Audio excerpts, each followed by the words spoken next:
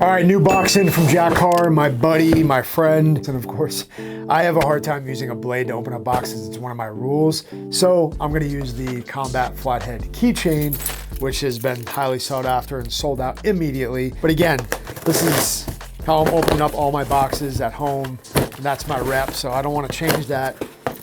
And you know, again, it's one of those things where unboxing becomes a thing. These guys are trying to outdo each other, which is cool.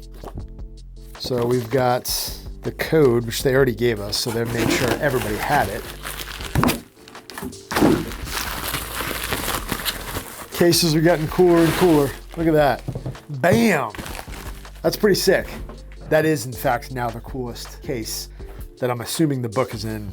It's even got a custom little button here or a logo. That's pretty cool. Dang. Not gonna lie, I'm impressed. I've opened up a lot of these boxes and this is pretty cool. So here's the code. All right. Okay, now it's activated. Boom. That is pretty cool. Wow, that's sick. Well, there you go.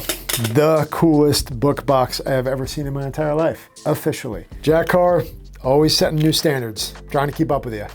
That's even stitched at the top with his logo embossed in there. That's really cool.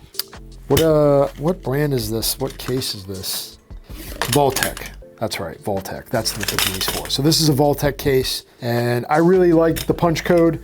Obviously, I could probably use this for travel, for a pistol as well. I'm sure that that's one of the things that they're trying to promote here, is just how streamlined this is. But I always prefer a punch code rather than a fingerprint, because I do think it's more accessible. Now, one thing I'm noticing, even just from a standpoint of like, I can't just hit any of these buttons and activate it. You actually have to hit the lock and then go, and that's your access. And it's got a light in here and everything. Man, this is on point. All right, well, there it is, the fourth option.